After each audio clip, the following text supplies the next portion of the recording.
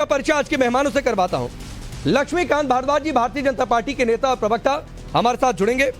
Avanijesh Awasthi ji political analyst के तौर पर, लोकेश जिंदल जी कांग्रेस पार्टी के नेता, मोहम्मद फरहान एमआईएम पार्टी के नेता, मोहम्मद अतीक जो कि ज्वाइंट सेक्रेटरी हैं इंडियन मुस्लिम लीग के।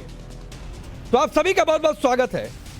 लोकेश जिंदल, मैं आपसे शुरू करता हूं और अभी थोड़ी देर में एक और बड़ी खबर दूंगा और वो आपके लिए ज्यादा इंपॉर्टेंट होगी और किस तरीके से आगे इस देश में चुनाव लड़े जाएंगे वो अभी बहुत हद तक तय कर देगी वो बड़ी खबर। लेकिन उससे पहले पीएफआई की रैली को इजाजत, पीएफआई के तार, और इसीलिए शायद रमेश बिधूड़ी ने कह दिया कि पीएफआई लाहौर में लड्डू बटेंगे कि नहीं बटेंगे ये जनता तय करने वाली है।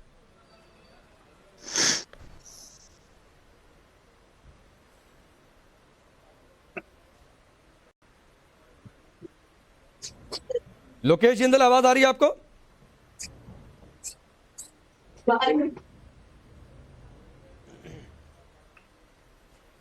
चलिए, लोकेश जी से भी संपर्क नहीं हो पा रहा है, मैं आगे बढ़ता हूं।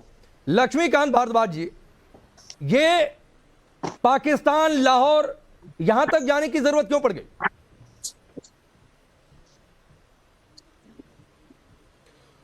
देखिए, वो रमेश बिधूड़ी जी ने किस संदर्भ में बयान दिया उस पर तो मैं ज्यादा बात नहीं करूंगा, लेकिन 5 साल की जो पृष्ठभूमि राजस्थान की है और जिसमें जो उनकी बातों से भी झलका है उसका आईना उसमें साफ तौर पर दिखाई देता है। 5 साल में कांग्रेस पार्टी की सरकार के दौरान जिस तरीके से पीएफआई का पोषण हुआ है, जिस तरीके से अराजक तत्वों को यहाँ शह मिली, यहाँ जो जितने सांप्रदायिक दंगे हुए और पूरी की पूरी सरकार एक समुदाय विशेष के पीछे ताकत बनकर खड़ी रही, उससे लगता है कि राजस्थान में इन ताकतों को पालने पोषने का काम कांग्रेस पार्टी की सरकार ने किया है। बड़े उदाहरण है, आपने खुद ने भी अभी कहा कि कोटा में पीएफआई की रैली को निकालने की इजाजत कांग्रेस पार्टी की सरकार ने दी, जबकि इसी कांग्रेस पार्टी की सरकार ने हिंदू नववर्ष, परशुराम जयंती, हनुमान जयंती, इनकी शोभा यात्राओं पर रोक लगाया और इसमें पीएफआई की रैली निकालने की इजाजत दी। इसी सरकार ने जो करौली का जो दंगा हुआ, उस करौली के दंगे के ठीक 2 दिन पहले पीएफआई ने मुख्यमंत्री को एक पत्र लिखा और उस पत्र में कहा कि हमें दंगा होने की संभावनाएं नजर आती है। उसी पीएफआई को पालने पोषने का काम कांग्रेस पार्टी की राजस्थान की सरकार ने किया और यही कारण है कि राजस्थान के जितने शहर हैं, चाहे जयपुर हो, जोधपुर हो, भीलवाड़ा हो, छपड़ा हो, मालपुरा हो, वहां दंगे हुए और बाकी जगह भी दंगे हुए और उन सब दंगों में कहीं ना कहीं पीएफआई का रोल सामने आया। तो की जनता ने पिछले 5 साल में जो भोगा है, जो देखा है, वो आज सब लोगों के समझ में है, सब लोगों के ध्यान में है कि कांग्रेस पार्टी की सरकार ने और जिस तरह काम करा है तुष्टीकरण का सरकार ने, उसका तो कई उदाहरण आपने खुद ने भी बताया और राजस्थान की जनता, देश की जनता जानती है। अभी कुछ दिन पहले जयपुर में एक रोड रेज की घटना हो गई थी। उस रोड रेज की घटना में क्योंकि मरने वाला एक मुस्लिम युवक था, इसलिए 50 लाख रुपया, एक सरकारी नौकरी और एक डेयरी बूथ 2 घंटे में राजस्थान की कांग्रेस पार्टी की सरकार ने उसको दे दी। कांग्रेस के 2 विधायक रफीक खान और अमीन कागजी स्टेट हैंगर पर मुख्यमंत्री से मिलने गए और मुख्यमंत्री ने वहीं से सेक्शन कर दिए सारे के सारी चीजें। राजस्थान में 7,800 से ज्यादा निर्दोष नागरिकों की पिछले 5 वर्षों में हत्या हो चुकी है। उनको किसी को 1 रुपया कांग्रेस पार्टी की सरकार ने नहीं दिया। यहां पर कितनी बेटियां, छोटी बच्चियां जिनके दुष्कर्म के बाद काट कर तेजाब डालकर हत्याएं हो गई, किसी को 1 रुपया कांग्रेस पार्टी की सरकार ने नहीं दिया। लेकिन रोड रेज की घटना में क्योंकि मरने वाला मुस्लिम युवक था, इसलिए 50 लाख रुपया, सरकारी नौकरी और डेयरी बूथ 2 घंटे में कांग्रेस पार्टी की सरकार ने। ठीक है लक्ष्मीकांत जी, मैं आऊंगा, इस चर्चा को आगे भी बढ़ाऊंगा। पिछले 5 साल में ठीक है, फरहान है, मैं अवनिजेश अवस्थी जी भी हैं, लेकिन एक बड़ी खबर आ रही है और इसीलिए हमने तारिक खान जी को अभी जोड़ा है समाजवादी पार्टी से। जरा वो बड़ी खबर स्क्रीन पर लाइए। बड़ी खबर विपक्षी गठबंधन को लेकर, लेकिन उससे पहले तारिक खान जी, बड़ी हलचल है विपक्षी गठबंधन में आप लोगों के रोल को लेकर, आप लोगों के शामिल रहने को लेकर। टूट गया या बाकी है? इस पे मैं अखिलेश यादव साहब ने बहुत पहले ही कहा है कि चुनाव के बाद इस पे पुनर्विचार किया जाएगा। इस पे बार बार पूछने का क्या मतलब है? जब चुनाव हो जाएगा उसके बाद पुनर्विचार किया जाएगा। स्थिति ठीक नहीं है, हम पहले ही कह चुके हैं इस बात को। हमने कांग्रेस से कहा गठबंधन करो, आपने नहीं किया, हम आपके खिलाफ चुनाव लड़ रहे हैं। जब खिलाफ चुनाव लड़ रहे हैं तो आपकी तारीफ तो करेंगे नहीं भाई। चौटाला बीजेपी के खिलाफ तो क्या ये माने तारीफ कर रहे हैं तारिक खान जी, तो क्या ये मानूं कि आज की डेट में औपचारिक तौर पर इंडिया नाम का, INDIA नाम का कोई गठबंधन नहीं है आज की डेट में? ये बात नहीं कही सकती है। इस पे पुनर्विचार की बात जो अखिलेश यादव साहब ने कही वो आप समझिए भाई। आज की डेट में चौटाला और बीजेपी भी अलग लड़ रही है तो हम लोग भी अलग लड़ रहे हैं, बात तो नहीं बनी।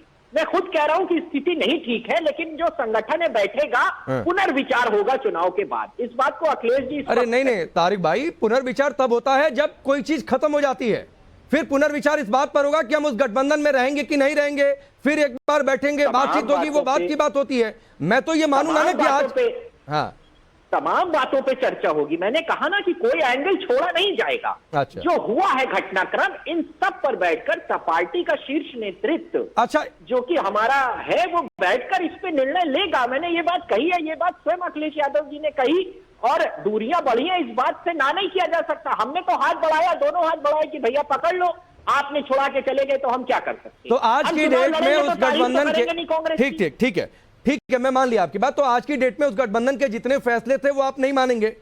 मतलब जिन एंकर्स का सो कॉल्ड बैकआउट किया गया था वो भी आप लोग नहीं मानेंगे। आप सभी जगह आपकी पार्टी के प्रवक्ता जाएंगे? नहीं, ये आदेश हमको दिया गया है। अभी थोड़ी देर पहले ही मुझे भी मैसेज मिला पार्टी की तरफ से, मैं आधिकारिक प्रवक्ता हूं पार्टी का, कि अब जिन लोगों को हमने रोका था आप वहां पर डिबेट में जा सकते हैं। तो अब ये बात कही गई है, इसके मायने क्या है ब्रॉड मीनिंग में, इसको आप जैसा चाहे मायने निकाल सकते हैं। आप एंकर हैं और आपको पूरी छूट है, मगर हमको जो पार्टी की तरफ से कहा गया है कि आप जो बैंड जितने भी एंकर थे उनके साथ डिबेट में बैठ सकते हैं। इस बात का स्पष्टीकरण मैं मीडिया चैनल पे कर रहा हूं। हमें इस चीज के मैसेज नहीं तो मतलब वो लिस्ट मानने से समाजवादी पार्टी ने इनकार कर दिया। मैं तो बड़ी खबर चला रहा हूं, ब्रेकिंग मारिए भाई। समाजवादी पार्टी की ओर से यह कहा गया है, जो तारिक खान जी कह रहे हैं कि जो 14 एंकर्स की बैकआउट वाली लिस्ट थी, उस लिस्ट में समाजवादी पार्टी के प्रवक्ता अब उसको मानने के लिए बाध्य नहीं है। जाएं, जहां से भी निमंत्रण आता है सब्जेक्ट के हिसाब से वो जाएं, अपनी बातें रखें। यानी कोई बैकआउट वाली लिस्ट नहीं मान रही है समाजवादी पार्टी आज की डेट में। तारिक खान जी सही है, ये पार्टी की तरफ से निर्देश है, मैं इसको कंफर्म कर रहा हूं। ठीक है, चलिए लक्ष्मीकांत वाजपेयी जी, एक टिप्पणी आपकी आ रहा हूं, सबकी एक एक टिप्पणी लूंगा मैं। लक्ष्मीकांत वाजपेयी जी आपकी पहली टिप्पणी, फिर अमनिजेश जी। एक बात कहना चाहूंगा। आ रहा हूं फरहान, आ रहा हूं। देखिए, ये लोग तो पहले दिन से ही कंफ्यूज थे, इनका कोई गठबंधन नहीं था। एक गठबंधन बना, जो लोग भ्रष्ट थे, करप्ट थे, उन लोगों का मोदी जी के खिलाफ एक गठबंधन बना, और इसका यही हर्ष होना था जो आज हो रहा है। एक के बाद एक ये सब लोग टूट जाएंगे। आप आगे देखेंगे कि इनका क्या हर्ष होने वाला है, क्योंकि देश की जनता जानती है, इनका इतिहास जानती है, इनका वर्तमान जानती है, और इनका भविष्य भी देश की जनता तय करने वाली है। ठीक है, फरहान बोलिए, आप कुछ बोल रहे थे, फिर अमनिजेश जी आपके पास आ रहा हूं। देखिए राकेश भाई, समाजवादी पार्टी के पास दो विकल्प थे। एक विकल्प ये था कि वो गठबंधन बचाए, और दूसरा विकल्प था परिवार। तो अखिलेश यादव जी ने परिवार बचाने का काम किया है, और ये अच्छी पहल है उनकी, क्योंकि ईडी और सीबीआई और आईटी की रेडार पर बुरी तरीके से पूरा समाजवादी परिवार था। क्योंकि 97,000 करोड़ के घोटाले से लेकर गोमती रिवर फ्रंट घोटाला हो, चाहे लैपटॉप घोटाला हो, चाहे खदान घोटाला हो, चाहे खनन घोटाला हो, ऐसे तकरीबन कई घोटाले थे।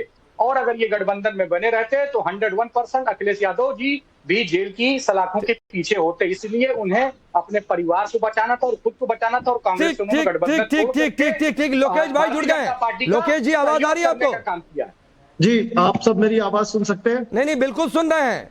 एक बड़ी खबर पता नहीं आपके कानों तक पहुंची या नहीं पहुंची। लोकेश भाई मैं बता देता हूं, जो आप लोगों की ओर से एक लिस्ट आई थी, गठबंधन की ओर से कहा गया था कि कांग्रेस पार्टी सबसे आगे, कि 14 एंकर्स की लिस्ट उनको बैकआउट किया गया, कि उनके साथ नहीं जाएंगे पार्टी के नेता, तमाम गठबंधन के नेता। लेकिन अब समाजवादी पार्टी ने कह दिया कि वो लिस्ट नहीं मानेगी, गठबंधन गया।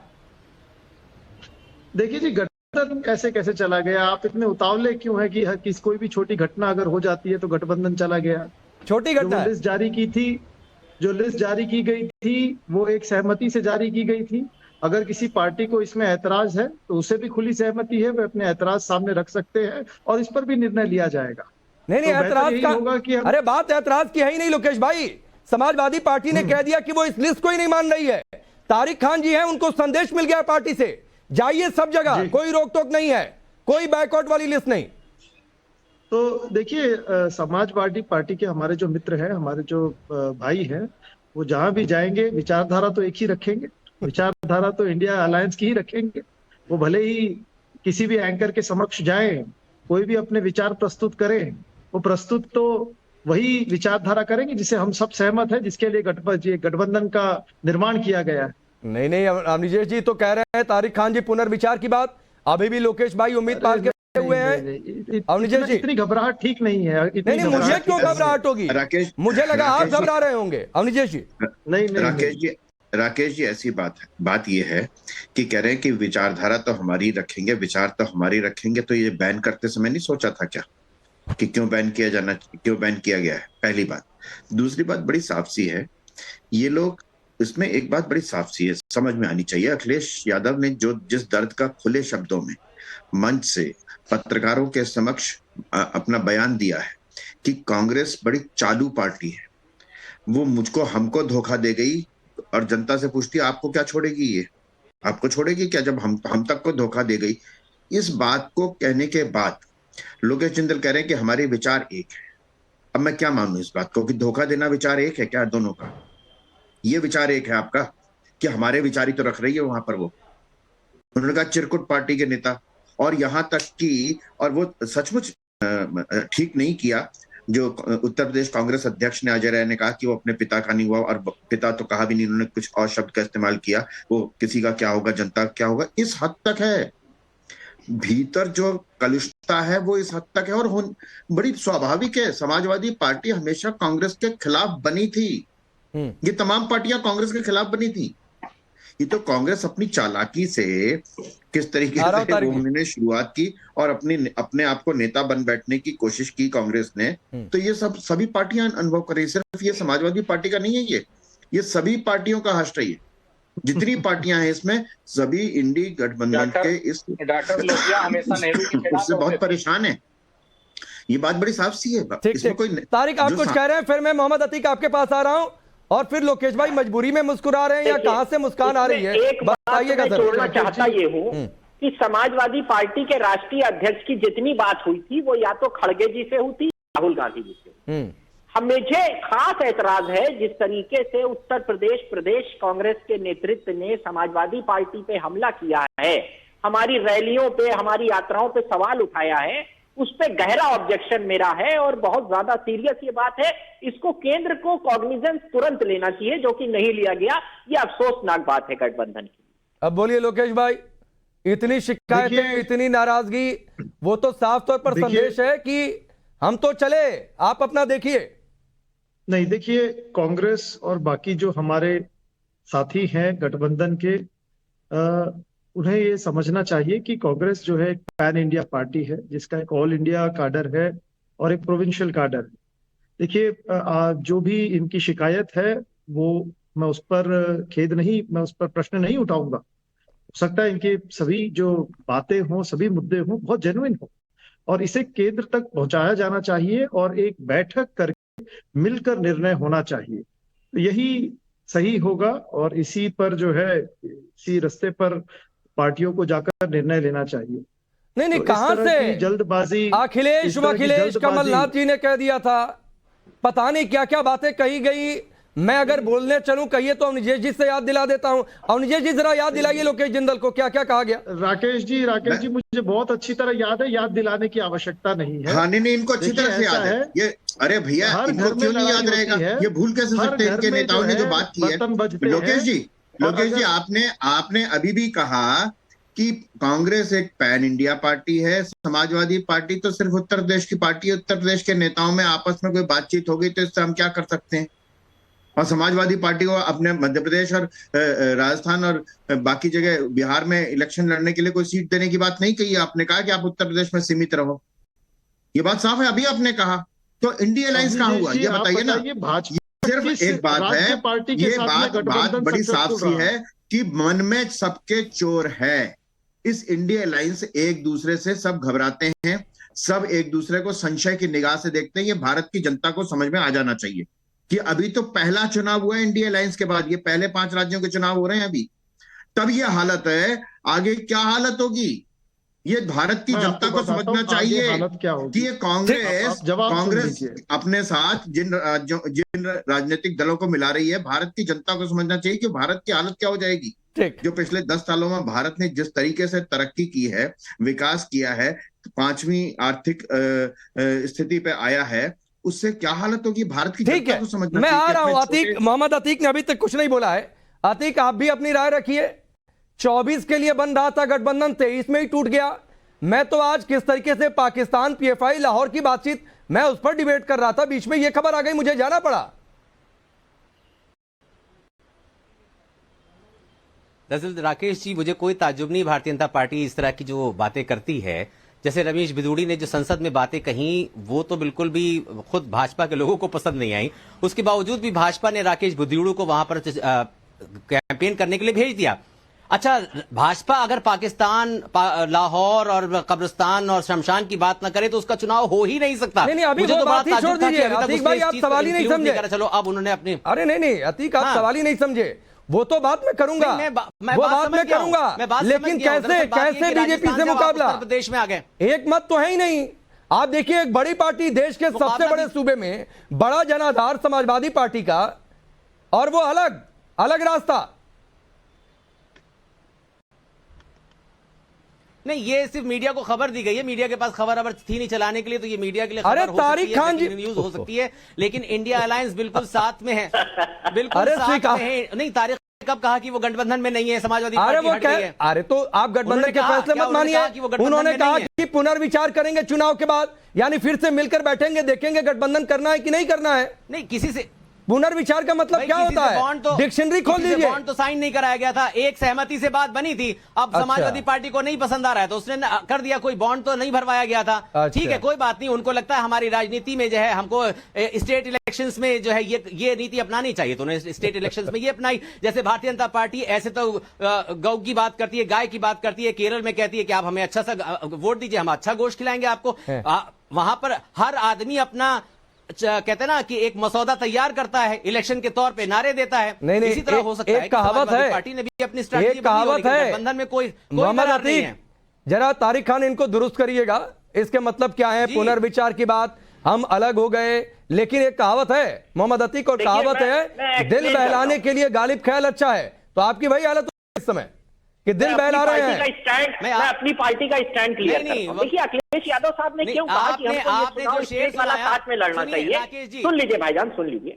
इसलिए कहा क्योंकि अभी हम एक दूसरे के खिलाफ हैं और 4 महीने बाद कहेंगे हम लोग दोस्त हैं। इसको कहते हैं इर्रेशनल बात, जिसको डाइजेस्ट करने में जनता को दिक्कत होगी। ये बात अखिलेश यादव साहब ने रखी, सार्वजनिक पटल पर रखी कि ये बात कैसी है। अगर ये मुझे पता होता तो मैं इतनी मीटिंगों में जाता ही नहीं।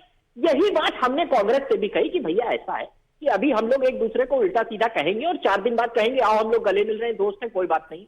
ये बात जनता को डाइजेस्ट नहीं होगी।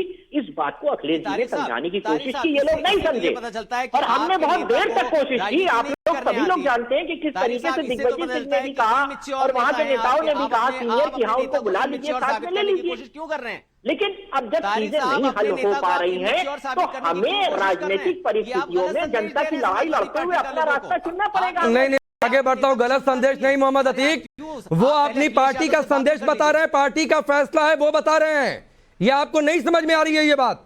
नहीं, ये अपने वो आपके हिसाब से, मुस्लिम लीग के हिसाब से नहीं चलेंगे तारिक खान। नेता को इमेच्योर साबित करने की कोशिश कर रहे हैं कि उनको ये नहीं पता था कि ये सब होने वाला है। अरे आप पहले बात तो करिए अपने नेता से। नहीं समझ पा रहे हैं आप, अभी भी नहीं समझ पा रहे मोहम्मद अतीक। इसीलिए मैंने कहा कि दिल बहलाने के लिए गालिब ख्याल अच्छा है। आप दिल बहलाते रहिए, उससे नहीं कोई फर्क पड़ने वाला है। नहीं, मैं ये कह रहा हूं तारिक खान अपनी पार्टी के निर्देशों पर चलेंगे, मुस्लिम लीग के निर्देशों पर नहीं चलेंगे। ये बात आप समझिए। सुनिए और वो आप नहीं समझ पा रहे हैं, लेकिन राकेश भाई फरहान बोलिए। सुना करिए, आप सुनते नहीं है। नहीं, मैं बहुत सुनता हूं। आपने जो शेर सुनाया है उसके बदले में मैं कहना चाहता हूं कि बुलबुल की अतड़ियों में रगे गुल की फास है, मिसरा विसरा कुछ नहीं फकत ठूस ठास है। आपका शेर बिल्कुल वैसा ही है, आपके शेर में कोई दम नहीं है। आप जो कह रहे हैं को बहलाने के लिए कांग्रेस और कांग्रेस के साथ में जो गठबंधन है वो आगे बढ़ रहा है। ठीक है, वो एक और अवनिजेश जी ने सुना दिया कि पूत के पांव पालने में नजर आ जाते हैं, तो गठबंधन क्या आगे बढ़ेगा? आज ही टूट गया। फरहान आप कुछ बोल रहे हैं? देखिए अब यहाँ राकेश भाई सब बड़े हो चुके हैं। भाई चुप कराइए। अच्छा सुन लीजिए फरहान को सुनिए। देखिए राकेश भाई, ये कोई आश्चर्य वाली बात नहीं है कि समाजवादी पार्टी का इंडिया गठबंधन से अलग होना। ये हर कोई जान रहा था कि जिस तरीके से भारतीय जनता पार्टी के दबाव में पूरी तरीके से समाजवादी पार्टी थी, तो समाजवादी पार्टी को ये निर्णय लेना पड़ा। और इससे पहले भी समाजवादी पार्टी ने ये निर्णय लिया था, नेताजी जब जीवित थे उन्होंने बिहार से अपना गठबंधन तोड़ लिया था और तोड़कर वहां पर अपने प्रत्याशी उतार कर चुनाव लड़वाए थे। क्योंकि आज की डेट में भारतीय जनता पार्टी का जो खौफ है वो गठबंधन के काफी लोगों के अंदर है, क्योंकि भ्रष्टाचार एक ऐसी नस है जिसको भारतीय जनता पार्टी ने पकड़ रखा है, और उसी भ्रष्टाचार के शिकार, और या कह लीजिए उस भ्रष्टाचार की गंगा में हाथ धोने नहीं फरहान इस बात का वैसे तारिक खान जवाब देंगे, लेकिन उनको रात को 12-1 बजे तक इंतजार करवाया जाए। अखिलेश यादव को अखिलेश बोल दें, कांग्रेस पार्टी के बड़े नेता, और उसके बाद क्या तो गठबंधन में बने रहे, ये एक अधिकार लेकिन समाजवादी पार्टी का है। लेकिन आपको लगता है कि बड़े नेता क्या इसके बाद भी चुप बैठेंगे? तारिक खान, इनको जवाब दीजिए। मैं ये जवाब दे दूं कि तमाम सीबीआई की जो जांच थी उसको बंद कर दिया गया, पुराना मामला है ये, और सीबीआई ने खुद कहा कि उस मामले कोई सीबीआई की जांच बंद नहीं की और गई है। ईडी सीबीआई, आप सुन लीजिए, अभी आप उनसे कह रहे थे, उनको प्रवचन दे रहे थे कि घोटाले चुप कराइए, आप खुद ही आप बोल रहे हैं। अब हमें सुन लीजिए, आपने बोला है। अब मैं ये कह रहा हूं कि हमारी पार्टी का स्टैंड एकदम क्लियर है कि हमारा जिन प्रदेशों में संगठन है हम वहां चुनाव लड़ाएंगे। हम कांग्रेस के साथ गठबंधन की अभी जो स्थिति है वो बनी हुई है, मगर हम अपने निर्णय ले रहे हैं, हम आगे बढ़ रहे हैं, हम जनता के मुद्दों को ले उनकी लड़ाई लड़ रहे हैं, जनता के बीच में जा रहे हैं, मध्य प्रदेश राजस्थान में बढ़ा रहे हैं। हम वहां पहले चुनाव लड़ चुके हैं, तो हम अपने संगठन से क्या कहेंगे, भैया हमें माफ कर दो, नहीं लड़ पाएंगे। क्या भाजपा ऐसा कर सकती है? आप एमआईएम ऐसा कर सकती है? आप हैदराबाद में 2-4 जीतते हैं, आप 5% में वोट पाते हैं, आप क्या कहीं स्टेट में कह सकते हैं भैया माफ कर दो, हम नहीं लड़ सकते? ये कोई राजनीतिक दल नहीं कर सकता एंकर महोदय, ये मजबूरियां हम लोगों की। हमने संगठन बनाया, वहां प्रदेश अध्यक्ष है, बूथ सेक्टर अध्यक्ष है, उससे क्या कहते हैं? क्या कांग्रेस जिन स्टेटों में शून्य है वहां हाथ जोड़ के मना कर देगी उत्तर प्रदेश जैसे राज्यों में कि भैया माफ कर दो हमें, हम चुनाव नहीं लड़ पाएंगे? तो हम मजबूर हैं। हमें अभी जो भैया हमारे बोल रहे थे मुस्लिम लीग के हैं, शायद मैं उनको जवाब दे रहा हूं कि राजनीतिक पार्टियों की ये मजबूरी होती है, हमको संगठन को जवाब देना है पार्टी के विस्तार के लिए। नेताजी ने पार्टी क्यों बनाई थी कि विस्तार ना करे। मध्य प्रदेश में कहते सॉरी नहीं लड़ेंगे, अरे किसी से भी लड़ना होगा लड़ा जाएगा, भाजपा से लड़ रहे हैं, सबसे लड़ेंगे, लेकिन पार्टी की वजह पार्टी का विस्तार इंडिया अपनी पार्टी के लोगों को नाराज नहीं कर सकते, उनके हितों का ख्याल रखना हमारी राष्ट्रीय अध्यक्ष श्री अखिलेश यादव जी की जिम्मेदारी है। वो तो गए थे आपसे कहने कि भैया अभी साथ हो लो, ताकि 4 दिन बाद ये ना कहना पड़े कि अभी तो आप लोग एक दूसरे के खिलाफ लड़ रहे थे, फिर लोकसभा में क्या जवाब देंगे। ये बात रेशनल है एंकर महोदय, आप समझने की कोशिश करिए। अखिलेश जी बहुत समझदार नेता है, उन्होंने बेहतर तरीके से प्रदेश को चलाया है। वो कांग्रेस को एक बहुत बेहतरीन बात समझाना चाहते थे कि बैठ के इस चीज को समझो, मगर इनका प्रदेश का नेतृत्व सुनने को नहीं तैयार है। और यहाँ वाले तो छोटे मियाँ बड़े मियाँ, सुभान अल्लाह, यहाँ के प्रदेश अध्यक्ष, मुझे खासा एतराज है उनके ऊपर। उन्होंने तो सारी हदें पार कर दी, न जाने क्या क्या कहने लगे। अरे भाई हमारे पास भी नेता है, हम लोग अभी छोड़ देंगे तो न जाने आपका क्या होगा। हर जिला हर गली में है हमारे कार्यकर्ता। इसलिए मैं ये कह रहा हूं कि गठबंधन को बनाए रखने के लिए दोनों पार्टियों को समझने की जरूरत है, कांग्रेस के प्रदेश नेतृत्व को समझने की जरूरत है कि बंद करिए। 4 महीना पहले कसम खाई थी कि बीजेपी के खिलाफ लड़ेंगे, आप हमारी साइकिल यात्रा पे सवाल उठाने लगे कि अरे साइकिल यात्रा अब ओबीसी की याद आई है। अरे भैया तो बिहार में काहे की कसमें खाई कि बीजेपी से लड़ेंगे, आप हम ही से सवाल पूछने लगे भाई। तो ये बात अजीब है, हमें मिलकर भाई। अब देखिए, ठीक है लोकेश भाई, मैं आ रहा हूं लक्ष्मीकांत जी। लोकेश भाई 3 तारीख को क्या नतीजा आएगा नहीं आएगा? अब तो यहां 24 का ट्रेलर दिखने लगा है, एक पार्टी अभी अलग हुई। अभी देखिए ये शुरुआत हुई है, तो न जाने कहां तक ये सिलसिला जाएगा, किस किस को संभालेंगे। अपने नेताओं को आप नहीं संभाल पा रहे। अजय राय कुछ बोल रहे हैं, मध्य प्रदेश में कुछ कहा जा रहा है, राजस्थान में कुछ कहा जा रहा है। राकेश जी, मंथरा ने भले ही कितना ही जहर उगला हो, लेकिन राम और उनके भाइयों के बीच में प्रेम कभी कम नहीं हुआ, और ना ही, और वो बढ़ता ही गया। तारिक जी से मैं कहना चाहूंगा कि छोटे मोटे मुद्दे आते रहेंगे, जाते रहेंगे। मंथरा कौन है ये बता दीजिए पहले। आपस में जो है मन मुटाव होता रहेगा, हमारे बीच में मतभेद हो सकता है, मनभेद कभी नहीं। अरे वो मनभेद ही हो गया है, मतभेद नहीं हुआ। पार्टी नहीं लोकेश भाई, मतभेद तो पहले से था, मनभेद हो गया है। दिक्कत ये है आप नहीं समझ पा रहे हैं। लोकेश भाई सुनिए, मैं आप ही के पास हूं।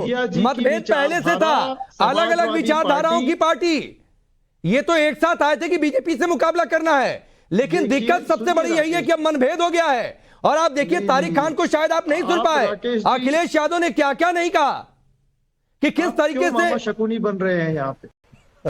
आप क्यों मामा शकुनी का काम कर रहे हैं यहाँ पे? आप मामा शकुनी बनाइए, कोई किसी को कंस बनाए, कोई किसी को रावण कहे। ये बता दूं कि लोहिया जी की विचारधारा कांग्रेस की विचारधारा एक ही है। नहीं, गलत बात, समाजवादी पार्टी के भी हैं। लोहिया जी ने पंडित नेहरू के बारे में जिन शब्दों का प्रयोग किया है, बिल्कुल अगर भी वो मैं गलत यहाँ नहीं कर दूं ना, आप डिबेट छोड़ के चले जाएंगे, डिबेट छोड़ के चले लोहिया जी की जाएंगे। विचारधारा थी। अच्छा मैं आता हूं इस पर, नहीं मैं आता हूं इस पर लोकेश भाई, आता हूं, लेकिन लक्ष्मीकांत भारद्वाज जी आप तो बड़े, मैं आ रहा हूं ये डिबेट अभी मैं कंटिन्यू करूंगा, लेकिन पहले लक्ष्मीकांत भारद्वाज जी, आ रहा हूं अवनीश जी आप ही के पास। अवनीश जी 1 मिनट दीजिए, अवनीश जी थोड़ा सा तो पढ़ा लिख के आया करो यार। अवनीश जी 1 मिनट अवनीश जी अरे रुक जाइए प्लीज। लक्ष्मीकांत भारद्वाज जी आप लोग तो बड़े खुश हो रहे होंगे, मन में लड्डू भी फूट रहे होंगे। एक गठबंधन जो कि बन सकता था अब शायद ना बने, अभी तो दरार बहुत लंबी हो गई है, चौड़ी हो गई है। देखिए ये बने ना बने इससे हमारे ऊपर कोई फर्क नहीं पड़ने वाला। मैंने पहले भी आपको कहा ये स्वार्थ का गठबंधन था, इसमें ज्यादातर वो नेता हैं जो भ्रष्टाचारी हैं। लेकिन इसमें सबसे बड़ी बात जो निकल कर आ रही है, मैं आपके कांग्रेस पार्टी के जो प्रवक्ता बैठे उनको सुन रहा हूं, कांग्रेस जैसी पार्टी जिसके राज का सूरज कभी डूबता नहीं था, वो कितनी बेचारी हो गई है कि समाजवादी पार्टी के प्रवक्ता खुलकर बोल रहे हैं कि के साथ नहीं रहना चाहते, फिर भी गिड़गिड़ा रहे हैं उनके सामने। तो इससे कांग्रेस पार्टी की बेचारगी समझ में आ रही है, और यह भी समझ में आ रहा है कि कांग्रेस की डूबता जहाज है जिसके साथ कोई नहीं चलना चाहता। ये आज की स्थिति पूरे देश की है, और आज की स्थिति को आज कांग्रेस का नेतृत्व तो समझने को तैयार नहीं है। देखिए ये सबको साथ तो आप अपनी पार्टी में नहीं लेके चल पाए, आप अपनी पार्टी में नहीं लेके चल सकते सबको साथ। तो आप बाहर के बाद लोगों को छोड़ दीजिए सबके साथ। तो राजस्थान में अशोक गहलोत तो सचिन पायलट के बाद बीच में है, आपके साथ क्या चलता है उसको छोड़ दीजिए, बाकी सबको छोड़ दीजिए। आप अपनी पार्टी के अंदर सचिन पायलट अशोक गहलोत को साथ लेके नहीं चल सकते, तो दूसरों की बातें तो छोड़ दीजिए आप। लेकिन फिर भी मुझे आपसे पूरी सहानुभूति है कि पूरे देश में जो आपके कुकर्म थे उसके कारण आज आपकी स्थिति हो गई है कि आप गिड़गिड़ा रहे हैं छोटी पार्टियों के सामने, जो एक प्रदेश स्तरीय पार्टी है उनके सामने आपको गिड़गिड़ाना पड़ रहा है कि हमें छोड़कर मत जाइए, और वो आपको खुलेआम कह रहे हैं कि हम आपके साथ नहीं रहना चाहते। तो मुझे इस बात पे कोई आश्चर्य नहीं है, कोई आश्चर्य, क्योंकि पिछले कई दशकों से कांग्रेस पार्टी के जो कुकर्म है, जो देश भर में उन्होंने लूट का अभियान चलाया, देश भर के लोगों को ठगने का काम किया, तो अखंड तुष्टिकरण की राजनीति की, उसका परिणाम यह है कि आज आपकी ये दशा हो गई है कि कोई आपके साथ नहीं रहना चाहता। एक ये स्वार्थ का गठबंधन जो कि भ्रष्टाचार के में डूबे हुए लोगों का आपस में बनाया गया, कैसे ताश के पत्तों के जैसे बिखर रहा है, और केवल इसलिए बिखर रहा है कि स्वार्थ का गठबंधन था। और मैं फिर बार बार इस बात को दोहरा रहा हूं, इसमें सबसे हास्यास्पद स्थिति जिसकी है वो है कांग्रेस पार्टी, जो चाहती है कि उनसे जुड़े हुए लोग चिपक कर रहे हैं, लेकिन लोग जानते हैं कि डूबता जहाज है, उसके साथ कोई नहीं टिकना चाहता, और वही आज कांग्रेस की स्थिति हो रही है। आप जो बार बार ये दोहरा रहे हैं कि हम साथ लेकर चल रहे हैं, मैं आपको दावे के साथ कह रहा हूं, कांग्रेस के जो खुद के नेता हैं वो उनको साथ लेके नहीं चल सकती, गठबंधन के नेताओं की बात तो बहुत दूर है। तभी आपके टोंक के जनरल सेक्रेटरी बैरवा जी कांग्रेस के साथ जाकर मिल गए, तभी जैसे ही अशोक बैरवा जी ने कांग्रेस को समर्थन दिया, आपके बिधुरी साहब टोंक में जाकर कहते हैं, 1 मिनट अभी आप मेरी बात सुनेंगे, आप बहुत बोल चुके, अभी आप मेरी बात सुनेंगे, आप मेरी बात सुनेंगे। टोंक के अंदर परिस्थिति क्या हुई है क्या आप जानते हैं? टोंक के अंदर जैसे ही अशोक बैरवा जी ने समर्थन दिया सचिन पायलट जी को, बिधुरी जी आ गए, बोलने लगे कि पीएफआई के लोगों को यहीं पर आश्रय दिया जाता है। पिछले साल 2018 में किसने यूनिस खान को टिकट दी थी? भाजपा ने यूनिस खान को टिकट दी थी। हाँ, आपका समर्थन, आपका तरीका बहुत अच्छा है। जब तक वोट आपको मिलते हैं तब तक उस जगह के, उस कॉन्स्टिट्यूएंसी के लोग सभी जो है राष्ट्रवादी है। लेकिन नहीं, अरे लोकेश भाई मैं आ रहा हूं बीच में। लोकेश भाई सुनिए ना, मैं जानबूझकर इतनी देर तक नहीं बोल रहा था। आप रमेश बिधुड़ी ने क्यों कह दिया? आपकी पार्टी की सरकार राजस्थान में पीएफआई की रैली को इजाजत क्यों, जिस पर न जाने कितने गंभीर आरोप लगे हैं, उसकी रैली की इजाजत दे दी जाती है? इस पर आपको जवाब देता हूं। देखिए, जब से बैरवा जी जो इनके सिटी के जनरल सेक्रेटरी थे, उन्होंने कांग्रेस को समर्थन दिया है, इनके तेवर बदल चुके हैं। 2018 नहीं, उनके तेवर बदले नहीं बदले, वो छोड़ दीजिए। आपके तेवर क्या रहे उस पर बातचीत करिए। आपको कांग्रेस पार्टी की बात करनी है, और ये बात बिल्कुल लक्ष्मीकांत जी ने ठीक कही। ठीक है लोकेश भाई, सुनिए ना, अरे मत छोड़िए, मैं जाना ही नहीं हूं, मुझे जाना ही नहीं है पीएफआई वाली डिबेट पर। मैंने टॉपिक चेंज कर दिया, मुझे जाना ही नहीं है उस पर। आपको पता है? नहीं, मुझे नहीं पता है, आपको पता है कि आप नहीं जवाब दे पाएंगे। अवनीश जी, लक्ष्मीकांत जी ने क्या गलत कहा? ये समाजवादी पार्टी के सामने, जबकि क्लियर कट तारिक खान जी ने 2, 3, 4 बार ये कह दिया कि भाई जो ये सो कॉल्ड लिस्ट थी, बायकॉटेड वाली लिस्ट थी, नहीं मानते उसे, समाजवादी पार्टी नहीं मानती, हम सबके साथ जाएंगे डिबेट में। राकेश जी, ये इससे पहले भी, राकेश जी, इससे पहले उमर अब्दुल्ला एक बार ट्वीट कर चुके हैं, एक ट्वीट कर चुके हैं उमर अब्दुल्ला। इसके पहले जब नाविका जी ने इंटरव्यू लिया था कमलनाथ से, तब एक ट्वीट ऑलरेडी आ चुका है। लोकेश जी, पहली बात तो यह कि मेरा आपसे निवेदन है कि थोड़ा पढ़ लिख लो राजनीति में आने के लिए। लोहिया जी और कांग्रेस की विचारधारा कभी एक नहीं, 1967 में पहली बार संवित सरकारें, संयुक्त विधायक दल की सरकार, जिसमें non Congress, basically non Congress, उसमें लेफ्ट और राइट दोनों साथ आए थे। नॉन कांग्रेसिज्म की सबसे ज्यादा अगर मुखर अगर आज किसी ने राजनीति की तो राम मनोहर लोहिया थी। 8 खंडों में उनकी राम मनोहर लोहिया रचनावली छपी हुई है, 2-4 पढ़ने पढ़ लो कम से कम। ये झूठ तो नहीं बोलोगे या ये अज्ञानता तो प्रदर्शित नहीं करोगे यहाँ पर। एक मिनट नहीं समझ नहीं, मुझे नहीं समझाओ, जाके पढ़ के आना अगली बार। तब ये कहना कि लोहिया जी की और कांग्रेस की विचारधारा एक है। मैं कम से कम ये कहता हूं कि लोहिया जी के जो अनुयायी हैं उन पर इतना बड़ा आरोप तो मत लगाओ, कम से कम इतना बड़ा आरोप मत लगाना जी। एक भाजपा के जो राइट विंगर है वो आज हमको ये नहीं समझाएंगे कि समाजवाद क्या है। अरे भैया, मेरी नहीं कह रहा, मैं लोहिया जी की बात कर रहा हूं। जी का समाजवाद, मैं लोहिया जी और कांग्रेस की बात कर रहा हूं। भाड़ में नहीं, ठीक है लोकेश भाई स्वीकार कर लीजिए, कहिए तो एक बार फिर सुनवा देता हूं। तारिक जी है, स्वीकार, अरे स्वीकार कर लीजिए भाई। आप तारिक खान से पूछ लीजिए, आप तारिक खान से पूछ लीजिए। अरे तारिक खान से मैं क्या पूछूं? तारिक खान ने तो कह दिया कि हम नहीं है आज की डेट में इस गठबंधन के साथ। आगे बातचीत होगी तो पुनर्विचार किया जाएगा। आप इस बात को डाइजेस्ट नहीं कर पा रहे हैं। उन्होंने कह दिया कि ये सो कॉल्ड जो लिस्ट आपने निकाली थी नहीं मान रहे हैं, आप उसको स्वीकार नहीं कर पा रहे हैं, या तो आप ये नहीं समझ पा रहे कि क्या कहा जाए, क्या प्रतिक्रिया दी जाए। चलिए, वक्त इतना ही है, लेकिन एक ट्रेलर दिखने लगा है कि 24 की जंग कैसे होने वाली है। एक गठबंधन, एक लिस्ट बनी थी, वो खत्म है आज की डेट में। अगर इसका एनालिसिस किया जाए, जो बातें तारिक खान जी ने कही हैं। बहुत बहुत शुक्रिया आप सभी का हमसे जुड़ने के लिए।